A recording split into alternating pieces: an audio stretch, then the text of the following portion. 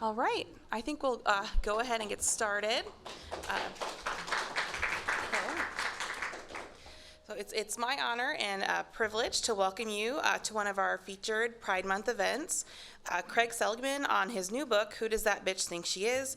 Doris Fish and the Rise of Drag, in conversation with John Epperson, also known as Lipsinka. So Who Does That Bitch Think She is an acclaimed book that provides a vivid new history of drag as told through the life of pioneering drag queen Doris Fish. In the 1970s, queer people were often despised and drag queens were considered scary. And yet, according to Seligman, it was during that era that Doris Fish, born Philip Mills in 1952, rose to stardom through his painting and drag artistry. He was a leader of the generation that prepared the world not only for drag queens on TV, but also for a society generally more tolerant and accepting of LGBTQ plus individuals. So how did we get there from there to here? And Who Does That Bitch Think She Is? Craig Seligman looks at the life of Doris Fish in order to deliver some answers. From the rise of drag shows to the obsession with camp to the onset of AIDS, Seligman adds needed color and insight to this era of LGBTQ plus history, revealing the origins and evolution of drag. According to Edge Media Network, Seligman's new book is a fantastic, immersive history of drag, mandatory reading for drag fans and queens. I'm delighted to have the opportunity to introduce you both to the author of Who Does That Bitch Think She Is, Craig Seligman, and John Epperson, before what promises to be a memorable event. So I'm going to just quickly let you know about both now, and then I'll give a really short overview of the program and then turn it over to Craig. So Craig Seligman has contributed to hundreds of articles to a wide variety of magazines, journals, newspapers, and websites, including The New Yorker, The New Republic, The New York Times, Book Review, The Three Penny Review, and The Village Voice. From 2006 to 2013, he was the lead critic for Bloomberg News. He has been an editor at The New Yorker, and Food and Wine and Salon, and has written criticism for the San Francisco Examiner. In 2004, he published Sontag and Kale, Opposites Attract Me, a finalist for the National Book Critics Circle Award in Criticism. In 2016, Seligman was awarded a Guggenheim Fellowship in the field of biography, so we're really excited to host him this evening. And we also have with us John Epperson. Epperson is an American drag artist, actor, pianist, vocalist, composer, lyricist, and author. As the female character Lipsinka, Epperson is renowned for lip syncing to the songs and dialogue of iconic screen sirens and obscure audio clips, bringing new meaning to the lines ventriloquized through juxtaposition and gender reversal. Lipsinka's performances have been hailed as expressionistic and hallucinatory one-act audio wonders, and Lipsinka's this definitely deserves a clap. And Lipsinka's take on Joan Crawford, Gloria Swanson, Betty Davis, Elizabeth Taylor, and Lauren Bacall have earned praise from critics and fans alike.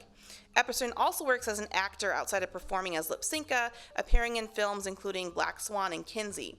And Epperson has also been a pianist with the American Ballet Theater off and on for several decades. So I'll just really briefly go over tonight's event. We'll open with Craig giving a reading from the book, and after that we have a really short 5-minute video of some Doris Fish performances for you all.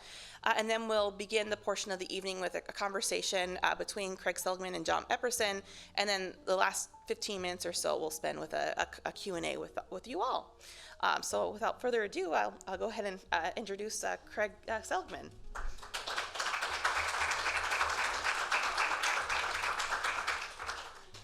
Thank you. It's such a pleasure and an honor to be here in the space that Franklin Roosevelt walked. My father would faint if he knew that. I'm going to read very briefly from the introduction to the book and then show some clips of Doris. Doris Fish was a made-up person in both senses, invented and cosmetically enhanced, who became one of those characters who define an era, That era, from the early 1970s to the early 90s, when he was variously shocking the public and cracking it up with the aggressive glamour of his bad girl drag, has receded so quickly in our collective consciousness that it can be hard to remember how totally beyond the pale drag queens used to be. And not just drag queens. Across a large chunk of the globe, gay men and lesbians were in a far shakier place at the beginning of those years than they were at the end. Drag queens were a flashpoint in the culture wars that raged during that era of change.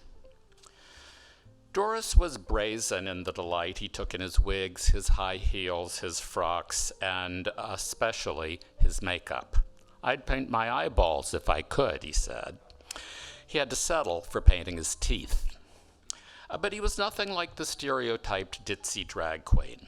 He had a sharp intelligence and reservoirs of kindness hidden behind his quick, cutting wit, and he was extremely grounded. He touched everyone he encountered, including me, even though I was only on the periphery of his world. Why does his memory still haunt me all these years after his death? Perhaps because Doris was the freest person I've ever known, even while, as an artist, he was also one of the most disciplined.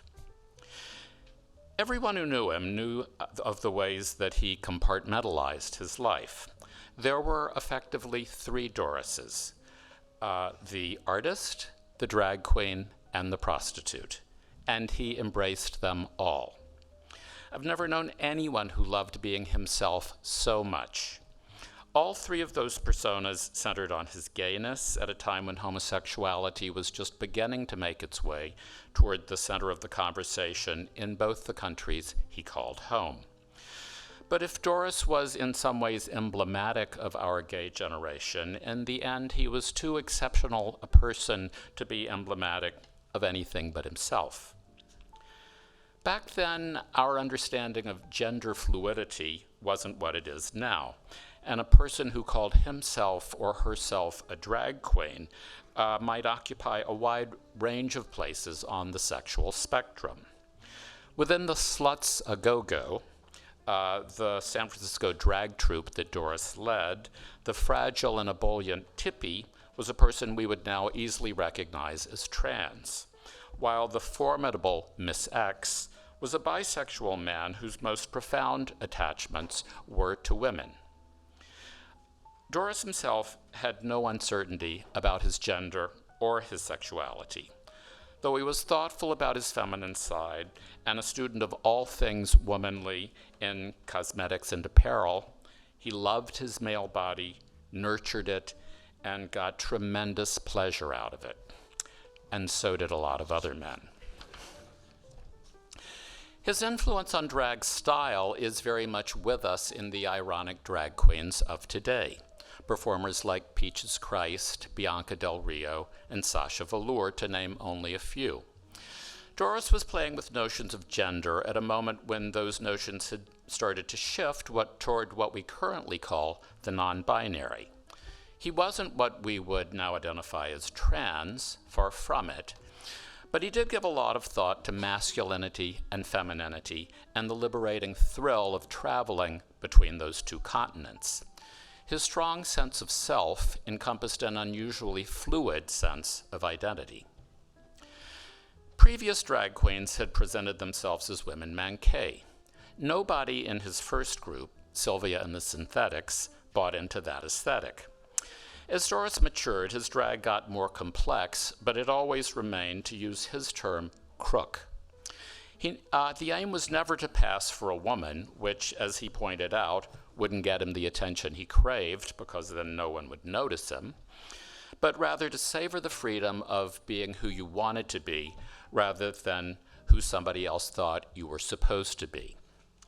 He was a walking celebration of the gamut of identities available to us, and the rush that comes with getting to choose for yourself. Thank you.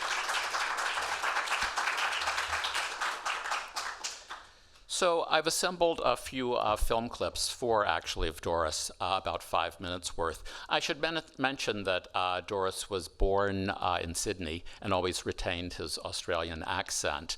By 1987, Doris was well known enough nationally to be flown out from San Francisco east to the Pittsburgh TV station's talk show. And so there's a clip of him in that interview. You can see the whole interview on YouTube, and it's fascinating. You can see from the audience at this talk show, these people have never seen a drag queen in the flesh. They probably haven't even heard the term drag queen. They didn't know what to make of Doris, and by the end of the interview, he had them eating out of his hand. The second clip comes from about the same time. When Doris was becoming famous, he didn't actually know what to do with his fame, and he was developing a stand-up act. So there's a clip from that act. It took place in an underground club in San Francisco that Doris referred to variously as a toilet and a root cellar. The third clip goes back a year or two. In San Francisco, when people had AIDS, instead of burying them and giving orations and eulogies at the funeral, we would have big parties for them before they died. You see a very brief clip of Doris in one of his great outfits as Marie Antoinette. Do notice the painted teeth, just giving a one-liner about Chuck Solomon. And then we see him a few minutes before in the dressing room reflecting on what it means to have an AIDS diagnosis. This was before Doris himself had been diagnosed with AIDS. And then the last clip is from 1990. It's Doris's last performance. It's the only clip in which he lip syncs. He's lip syncing to his signature song, Shirley Bassey's "This Is My Life," and it's a pretty great performance. So I hope you enjoy it. Okay, now let me get heavy for a second now, seriously. All right. You just mentioned children, and there are probably a few out there watching today, and we'll no doubt get some phone calls and some letters, et cetera, et cetera. My personal opinion of this whole thing is that it's an act. It doesn't threaten me. I don't think it threatens anyone here in the audience. It's kind of funny. It's something you look at, you laugh, and go, boy, now isn't that guy different? But how do kids look at you? And what kind of example are you setting? And do you worry about being an example? You know, we asked Danny Marino a minute ago. I mean, what does he think about as being an example for kids? It's important to him. Is it to you? Do you ever consider it? Oh, yes, certainly, and I like to think that I've set a positive example to let children know if they want to be drag queens, it's a perfectly all right thing to be, and they shouldn't feel, you know, embarrassed to want to be something like that, because it's what I've always wanted to be all my life. I've always wanted to be a famous movie star, and now I am.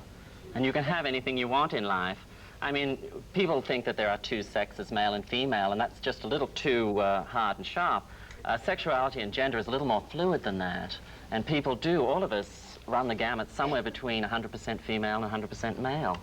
And a lot of people, you know, are 99% one or 99% the other. And there's some of us who are just sort of fiddling around here in the middle somewhere.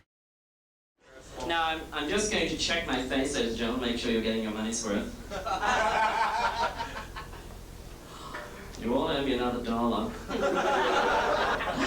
Well, you know, I go on talking about myself, ladies and gentlemen, because I am preoccupied with myself. I know it's a terrible thing to be, and I often say, well, occasionally I say, you know, Doris, just forget about yourself for a minute. Stop worrying about your wrinkles. Stop worrying about all those things that could go wrong in your life. Just think about someone else. Do a good deed or something. You know, work on your bad karma. And, you know, I get into this mood and I think, yes, perhaps I'll become a saint. And then God will reward me with younger-looking skin. I've been recently putting this theory into practice. Last week I went downtown and gave $1 to the stinking bum. And then I ran home to see if it made any difference. Anyway, I stood there for a while looking in the mirror. And then I remembered that other living saint, Mother Teresa. And I said to myself, but look what being a saint has done to her complexion. Well, the Lord works in mysterious ways, doesn't he?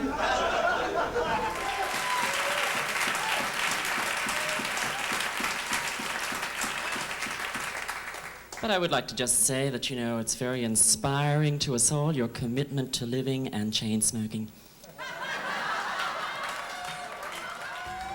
But, well, most people think, the AIDS diagnosis is that's it, and they say goodbye, but it's not really. It can be really quite a fantastic thing, and I think in Chuck's case it certainly is, and I think however long he lives, and he seems to think he's not going to live forever, I suppose none of us will, but he looks like he's making, incredible things out of these last times, and we're all getting to share it, so I mean, that's something fantastic, isn't it? I mean, any of us could be knocked over in a car tomorrow, and I wouldn't have said goodbye to anybody. So I think that's actually, we could look at the positive side of it from that point of view. And life goes on, even if you're dead, you still exist, so it's not as if he's not going to exist anymore. And everybody will meet again somewhere, sometime in the universe. So I mean, it's just really a passage from one existence to another. It's a sad goodbye, but it's not forever.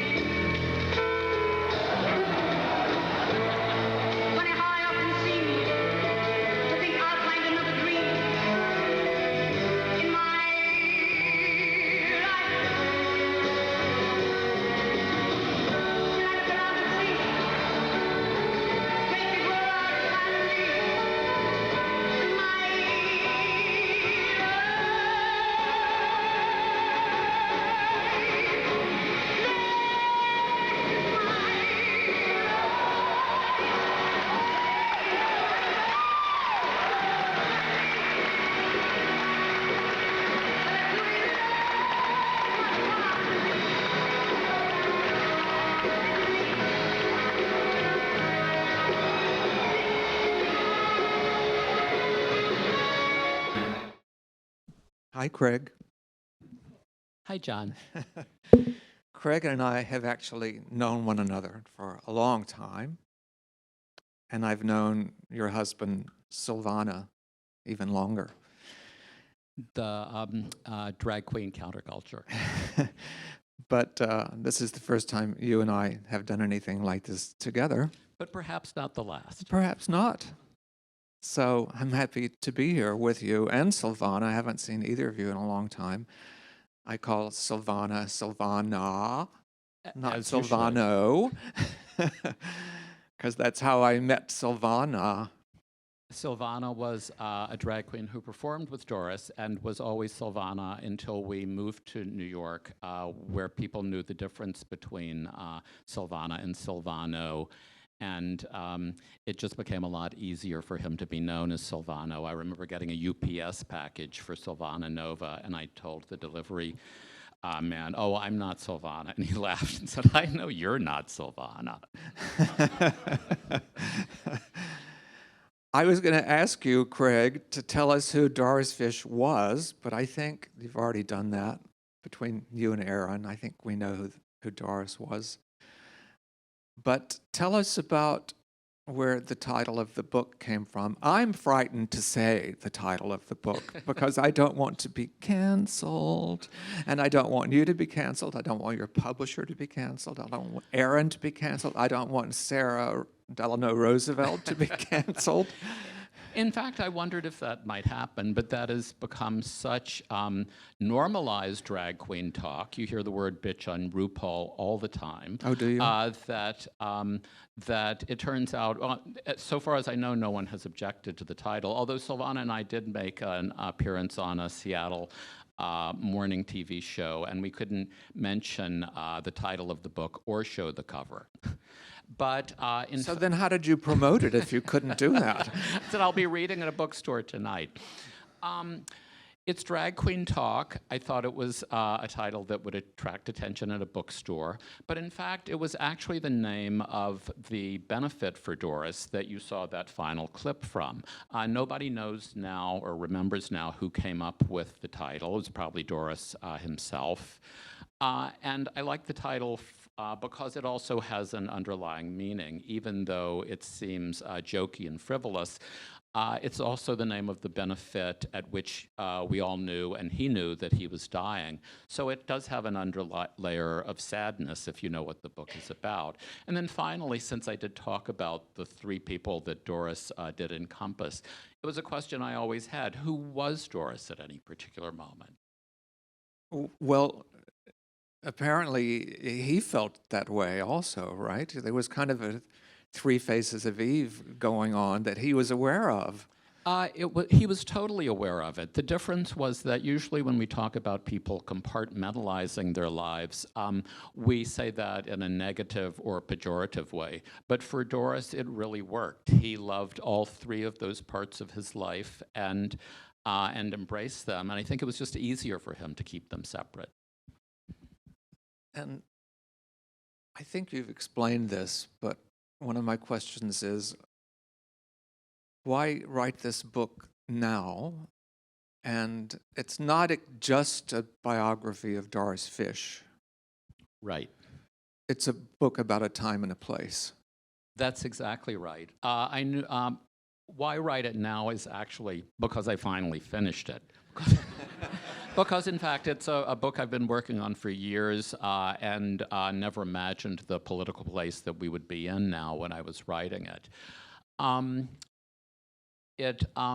I knew that in writing about Doris, a person who was famous in San Francisco and famous in Sydney, but not famous worldwide, it would only make sense to write the book if I could make it the story of something larger. And I knew that Doris's life, or at least his career from 1969 to 1991, which was the year of his death, tracked not only the changes in drag, but really the changes in gay life during those years, and those changes were enormous. And I wanted to record them, and I also wanted to record them from a West Coast perspective, which is very different from the East Coast perspective that they've largely been recorded from. And you said, I think, that when you started the book, you didn't know the political place we would be now. So what year did you start thinking about the book, and what year did you actually start writing the book? I started thinking about the book in 2005, which was the year after I finished my last book. Unfortunately, I had to make a living, so I only could do research in my spare time, and that wasn't unpleasant. It gave Silvana and me a chance to travel around the world doing interviews with Jackie Hyde in Paris, or, Miss X in Phoenix. We traveled to Los Angeles, and we made several trips to Australia. So the interview process was a process of accretion, and of course I could go to libraries and archives in all those places too. I finally sat down to write the book in about 2017. Well, since we're talking about politics, at one point in the book, I think you said that Doris and her cohorts, Miss X and Tippy and Silvana and a lot of other people, they didn't think that what they were doing was political theater. At the time, they didn't think that. They thought it was throwaway theater, I think is the word that you used. I've encountered that myself. When a trans woman in Los Angeles said to me, "Your show is political," and I said, "Well, I don't think of it that way." And she said, "Well, you may not, but it is." And I was only thinking of governmental politics. I wasn't thinking about sex politics or sexual politics or gender politics. I didn't even know there were such things. That's how stupid I was. But maybe you could talk a little more about the political theater. Sure. And first of all, I want to agree with the trans woman in Los Angeles. I always found your shows extremely political and deeply feminist. In a way that I always assumed was conscious because they were so much about the place of women in society. As far as Doris's shows go, if I could go back and give the book an epigraph, but I only thought of it afterward, I would use the line from T.S. Eliot's Four Quartets. We had the experience but missed the meaning. When Doris was putting on those shows, Doris and Cohorts, they were just a way to have fun. Doris wanted to dress up and get out in front of an audience. And we wanted to have an event to go to and get drunk and be wild. No one perceived at that time that those shows were really works of art, and they did one of the major things that works of art do, which is move us forward. They were about the place of men, and especially women, in society. They were about the ability of people to travel between genders at a long time before we were talking about gender fluidity. In fact, that little clip from Doris's interview, I think, is the first time I've ever heard that kind of fluidity being talked about. And what those shows did, I think, was seep into not only the gay consciousness, but the consciousness of an entire generation. Because those club shows, like your shows, weren't just being attended by gay people, they were being attended by all the hip people in town. And I think they had a huge effect in changing the way people thought about gay culture and gay people in general. Let's talk about getting drunk and going wild. You say that, and even Doris said that she had a pathological need for attention. Yes, that was one of her favorite lines. And I think trying to be famous and be on stage and getting drunk and going wild, those all come from the same place. Do you think that Doris had a need for that? Well, I'm curious to know where you think that need really came from. Was it a family thing? Was it an Australia thing? There are two questions there, and I'd like to address the first one. The first one first, which is the idea of inebriation. Doris said, Doris was a pothead when he was 18 or 20, but he lost his taste for drugs and eventually said, once you put your makeup on, you don't need any other drug. Doris was a person who always wanted to be in control and who always was in control until his body was no longer in control. As far as the pathological need for attention goes, we could psychoanalyze it. I mean, Doris was one of 6 siblings, a very close family, but I know his other siblings, and I wouldn't say most of them share that need.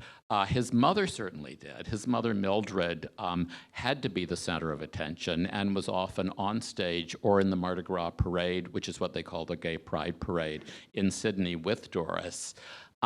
So it may have come directly from her. Or maybe he was competing with her. That's possible, too. I always think of the show Gypsy, where Gypsy says to Rose at the end, "Why did you do it?" And the mother says, "I guess I just wanted to be noticed." And we all want to be noticed, right? I guess we do, but some of us want to be noticed in different ways than others. I think you're much more comfortable on a stage than I am. But you want good reviews for your book. I certainly that's do. Being noticed. You want people to buy the book. That's being noticed, and there's nothing wrong with that. Maybe Doris and his mother were Gypsy and Rose. It could be, although I think I would argue against that, just because of the circumstances of their lives. For one thing, Doris's mother never had to push Doris into doing anything, quite the opposite.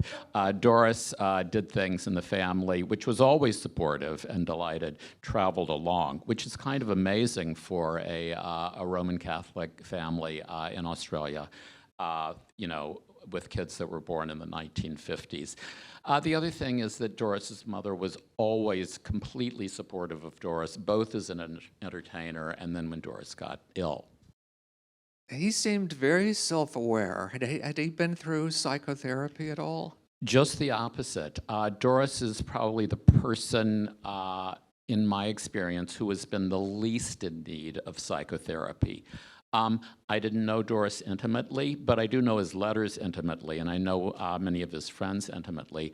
I've truly never known a person who was as self-confident as Doris or as happy to be himself as Doris was. I think that's the secret of his success as a drag queen. That's why the audience in Pittsburgh became so eventually enamored of him, because you could feel that that love of himself, by which I don't mean egotism, you could feel that emanating from him. Not that Doris wasn't a big egotist, but he was also a supporter of other people. He loved getting other people into drag, and he loved sharing the stage with other people, and he never worried about being upstaged. One of the things in your introduction that I was so interested in, and I encourage you to now write an entire book about it. You talk about the loathing that some gay men have for drag and drag performers.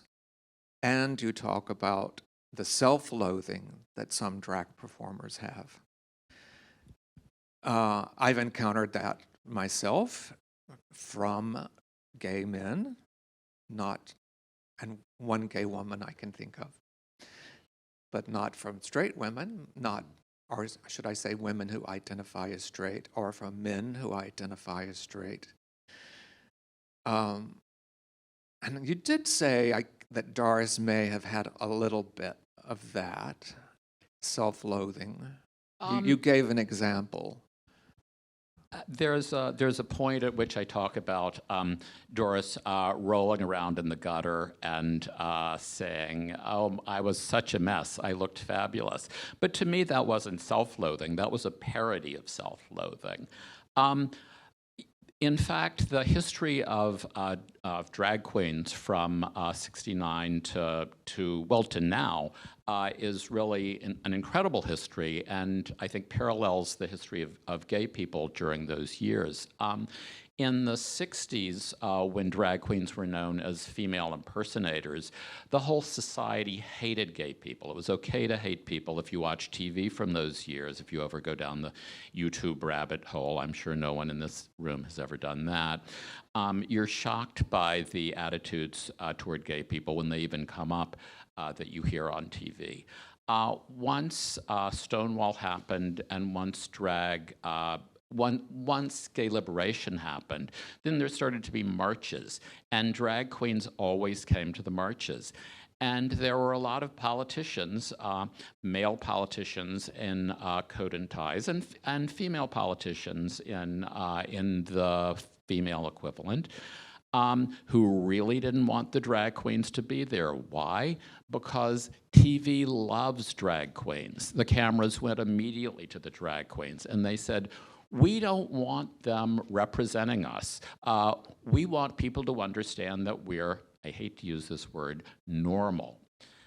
Drag queens didn't want to be normal. I'm sorry to say that one of those politicians was Harvey Milk. He really didn't want drag queens to be in front of the cameras. That's one of the few disagreements that Silvana and I had with him. That changed, I think, significantly during the era of AIDS, partly because it was a time when the community really had to draw together, and it was a time when the community really needed cheerleaders, and it was a time when drag queens started being the main people doing benefits and visiting patients in the AIDS wards. And instead of, they went kind of, as I say somewhere in the book, from being pariahs to being keepers of the flame of gay culture. The whole attitude really started to change then. Doris died in '91, so he couldn't really have, I don't think, envisioned RuPaul's success that started national success that started, I guess, around '94 with You Better Work, Girl.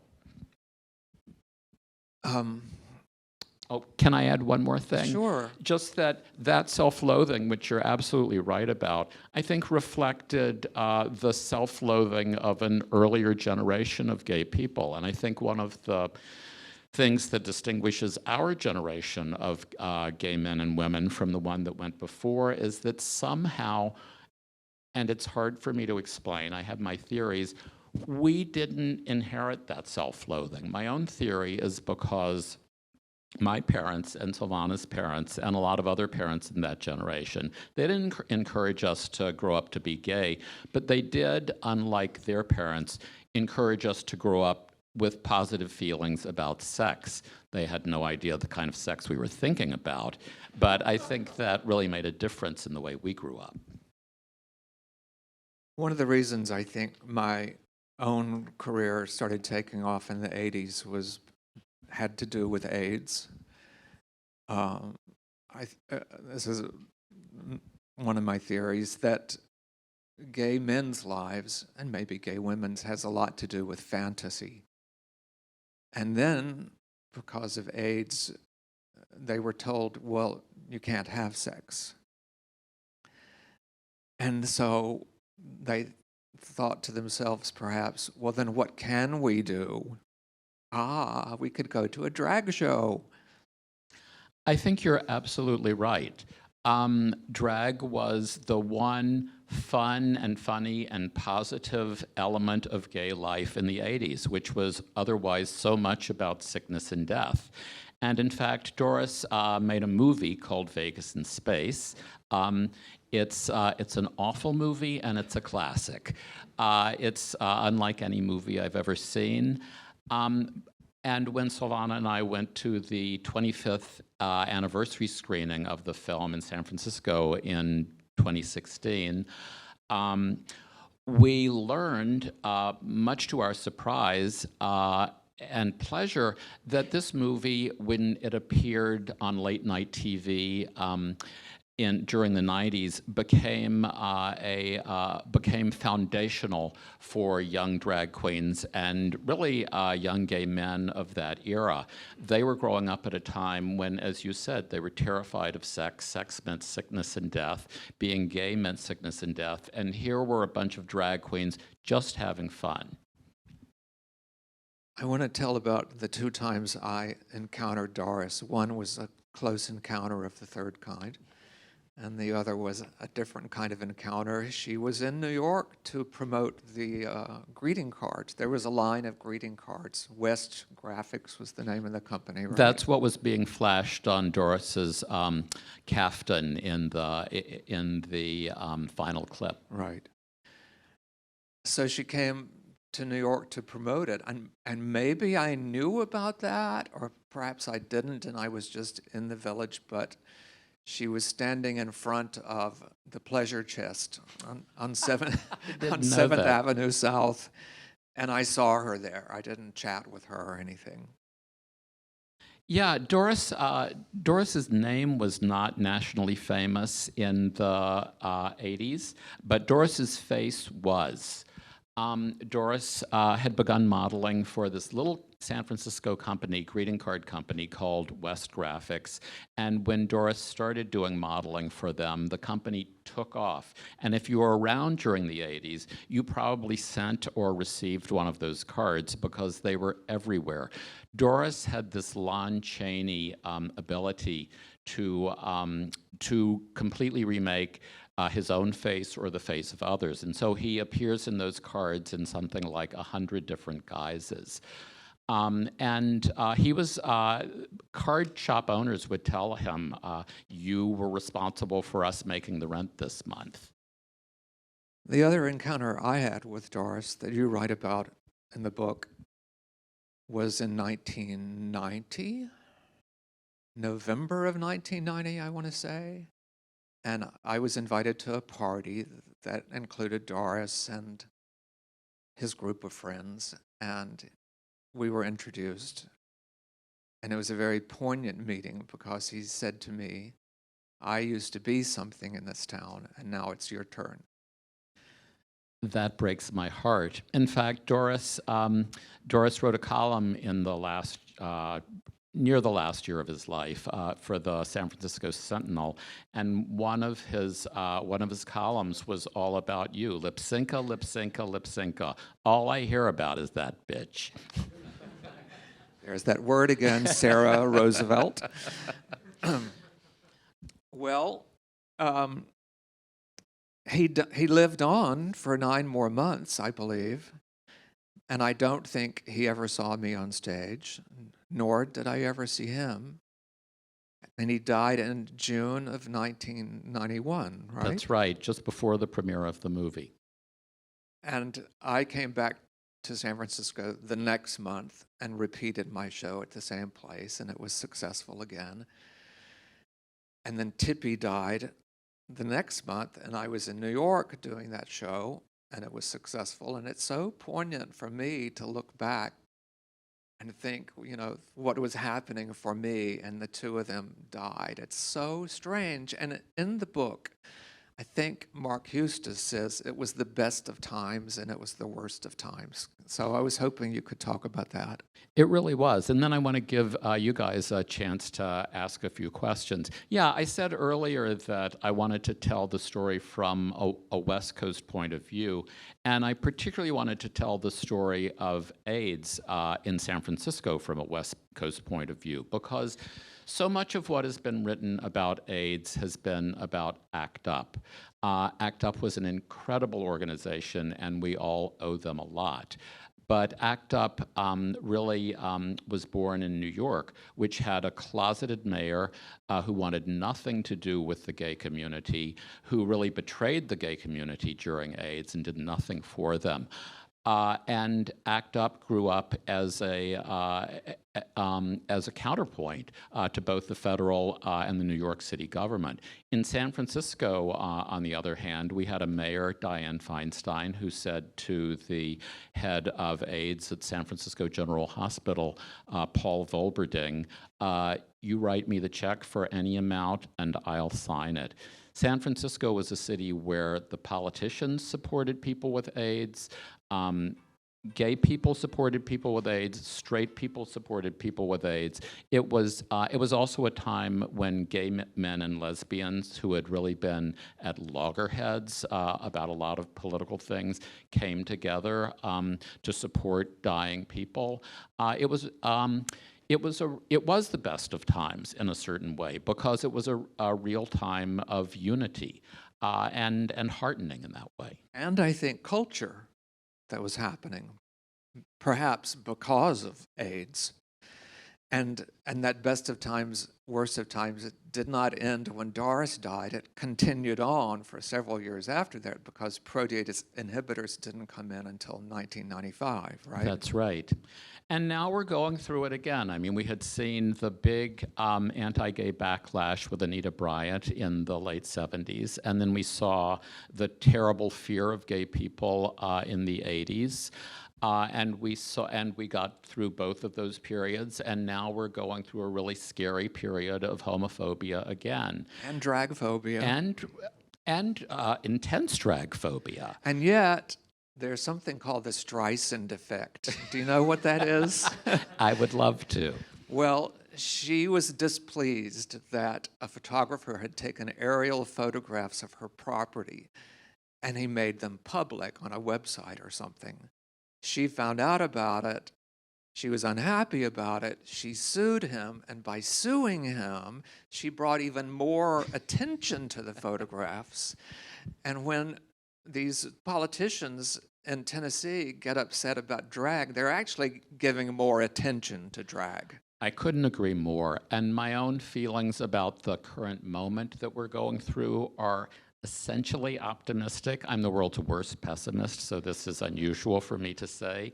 But having lived through both those earlier eras, I do think that this is another era that we will get through and come through stronger on the other side, if we get together and scream back loud enough. We have too many counterexamples of what happened in Europe in the 1920s and 30s to keep us afraid, and we have to keep those examples in mind. But I don't think I don't think, in fact, I know 75% of Americans support gay marriage. We don't live in the homophobic society that we used to live in. People love RuPaul's Drag Race. Republican politicians can do certain things to get the core fired up, but if we fight back, we have a lot more people than they do, and we can overcome them. The Streisand effect is an official legal term nowadays, by the way. Okay, so shall we ask if anyone here wants to ask Craig or me questions? Yes, please. Don't be afraid.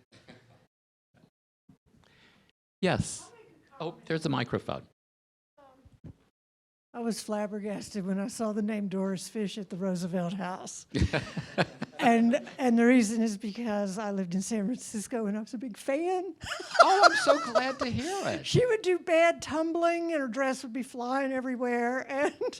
And so I just had to come and meet people who knew about Doris Fish because I think I'm the last living one besides you. Oh, no. Who were fans. I mean, I saw her perform in San Francisco. I mean, let's go. Thank you. Well, thank you so much. I can't wait to talk to you later. Anyone else? Oh, come on. Yes. I'm wondering if someone like Divine, who was also in that world, if they kind of worked together, or was there any collaboration or anything that happened with others? I think now you see, a lot of drag performers, they kind of collaborate and they work together, like in the RuPaul drag show.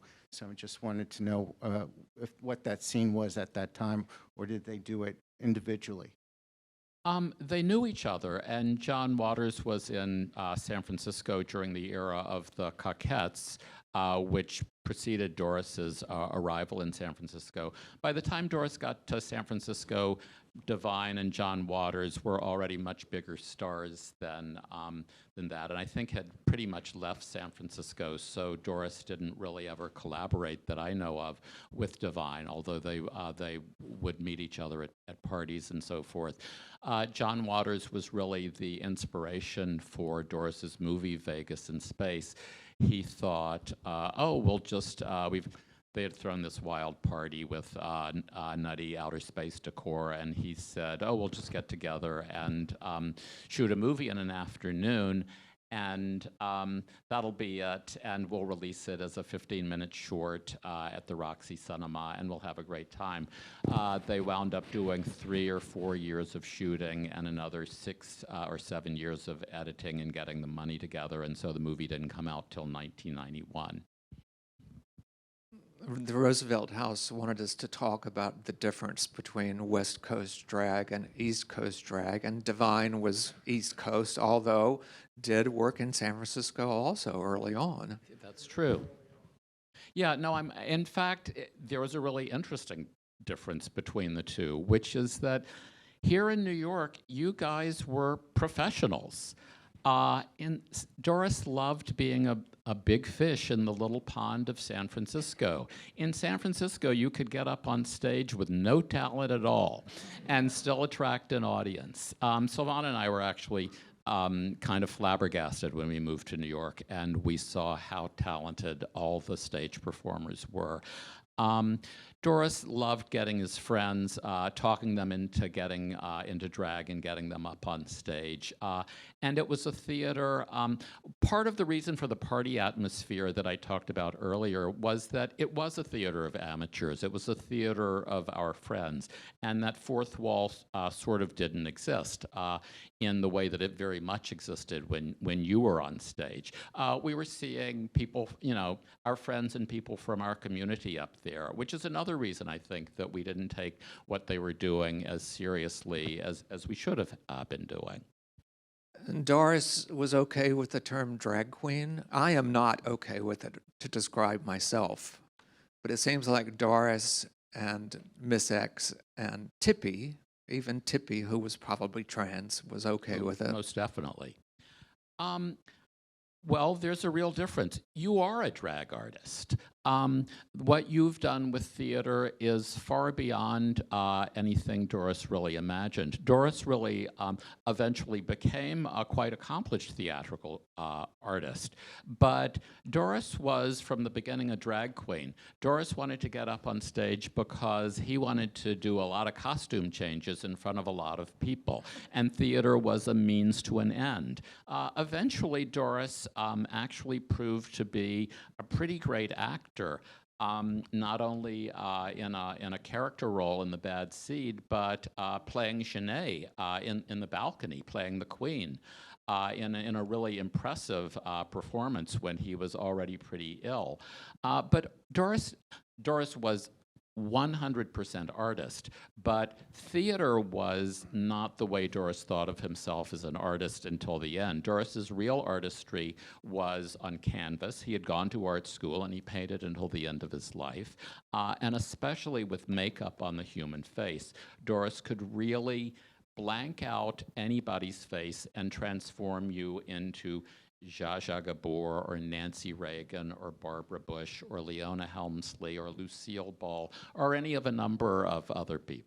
Why would anyone want to transform themselves into Leona Helmsley?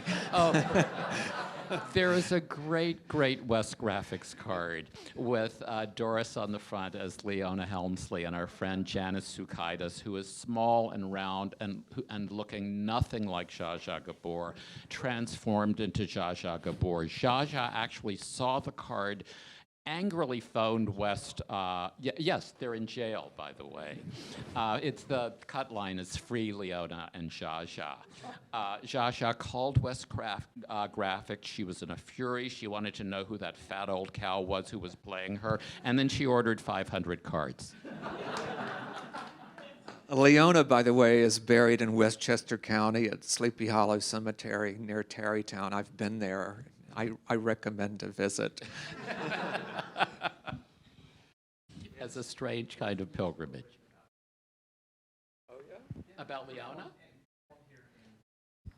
You want to repeat that?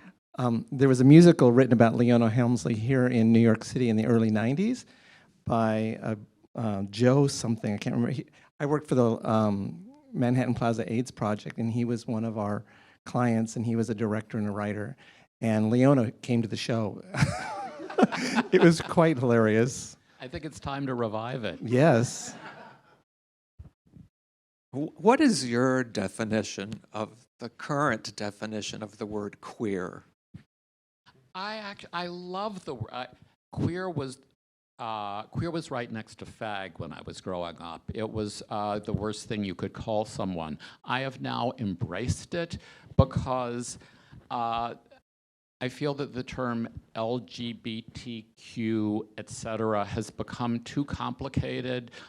It's a word that my parents, who were not in the least homophobic, would never have used. And I think we need a good English word, an umbrella word, to encompass gay men and lesbians and trans people and non-binary people and intersex people and all those other people who LGBTQ, etc., is supposed to refer to. So you see it as an umbrella word, but there are some people who don't see it that way. And I read an essay recently by Andrew Sullivan, don't beat me up, don't beat me up, who is a conservative, but he does identify as a gay man, and he sees it not as an umbrella word, and he's worried about it. People were worried about the word gay when we started using it. They said, why do you have to use such a wonderful word and take it out of the English language? Can't you call yourselves homosexuals? There are always going to be arguments about language.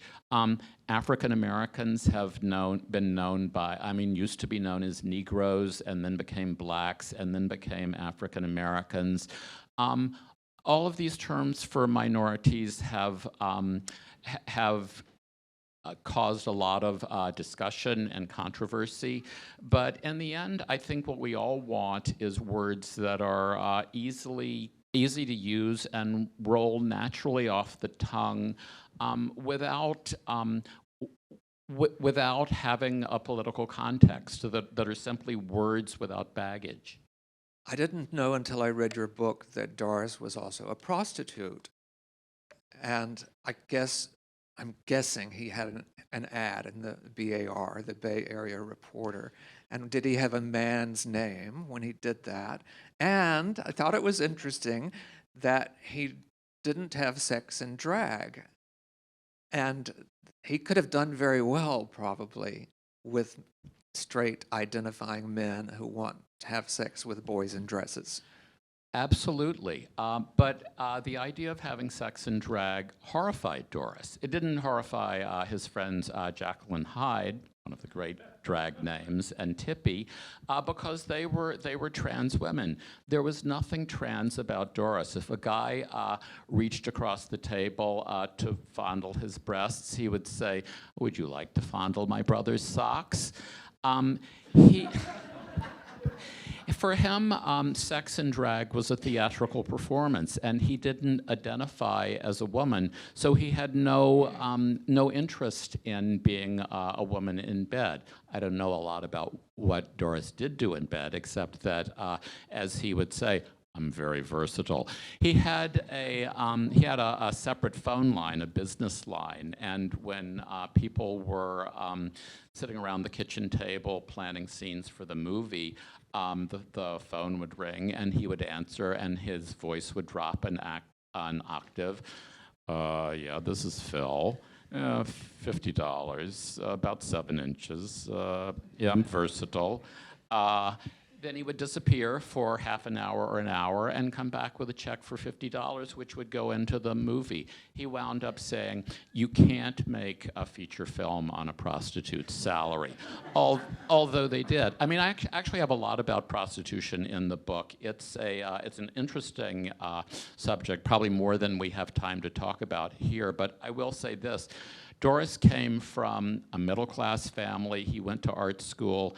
He could have chosen any number of jobs. He chose prostitution because he loved it. He made money at it. He had a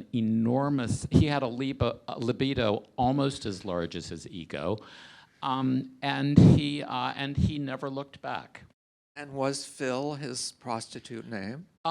Doris was born Philip Clergo Mills in Australia in 1952, and that was the name that he used not only as a prostitute, but with the two men with whom he had the longest love affairs. And did he have an ad in the Bay Area Reporter? He had an ad in the Bay Area Reporter, in the Chronicle, for massage. And also in his hometown newspaper. He came from a suburb of Sydney called Manly Vale. And I think we're running out of time. I just would like to thank you both for this event, and to thank the